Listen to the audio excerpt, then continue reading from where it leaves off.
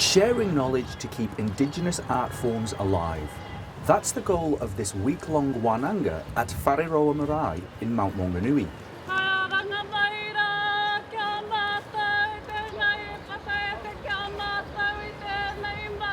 Indigenous Gatherings is what lights my fire. It's just always such an amazing opportunity to connect with our Indigenous brothers and sisters. Indigenous artists from Samoa, Tahiti and even as far as North America have come to share their stories of revival. I'm here to share culture, share space, to learn, to teach, to mutually lift up our Indigenous people. All of those things are important to our ancestors, important to our descendants, and something that we have to hold on to and perpetuate actively.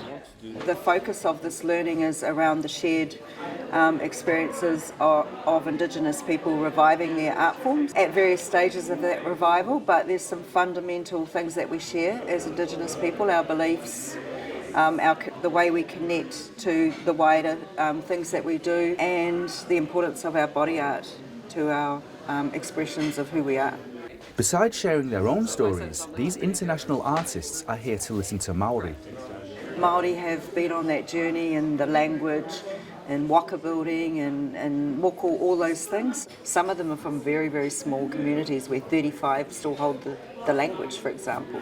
Most of us are minorities, so it's really important to share the story and to understand how we respond to each other and how we understand each other. And that's even within our own, within Aotearoa. You know, we have Tongans, Samoans.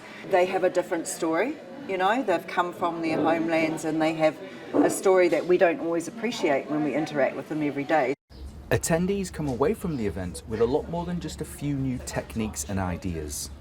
It's to really instill a sense of pride and identity within, especially Indigenous peoples, where colonisation has really affected us and still affects us to this day.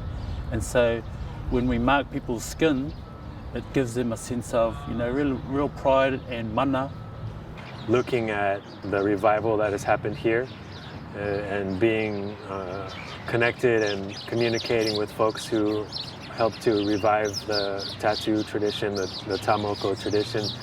Always good to know that there are other people who are also reviving these parts of our culture that need space, they need time, they need effort, they need all of the things that any plant or any thing needs to grow.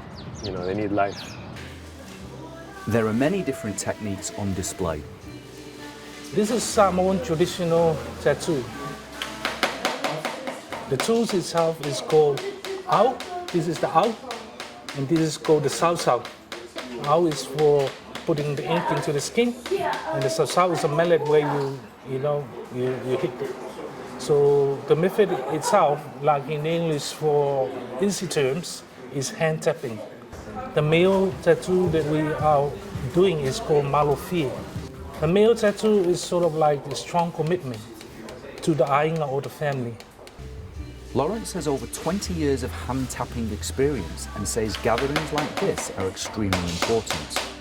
Been practicing worldwide, especially UK and Europe, and it is something that I bring the standard back home to the community, not only over here in New Zealand, but also Samoa.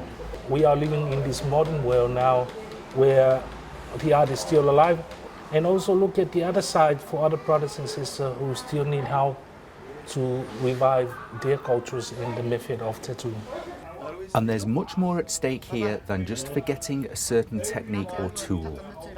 If you lose just one art form, you lose all the relevance around it. You lose the knowledge and materials, you lose the going and getting, you know, the inks and making the tools, all those things, you lose a whole body of knowledge. So it's not just that practice you lose the reason for being where you are. The body marking is just another part of our culture that really needs to have a place, a common place with our people. Part of that is the assimilation, the forced assimilation and colonization of our people, and it being shamed out of our people through religious practices and points of view. So wearing our cultural tattoos addresses those issues without having to say anything. It might seem like a small thing to people looking in, but for us it's the mere survival of our people, you know, as not being the bottom class in every situation that they're in. This weekend you can see over 50 Indigenous practitioners take part in a public exhibition at Whareroa Marae. Gavin Ogden, Local Focus.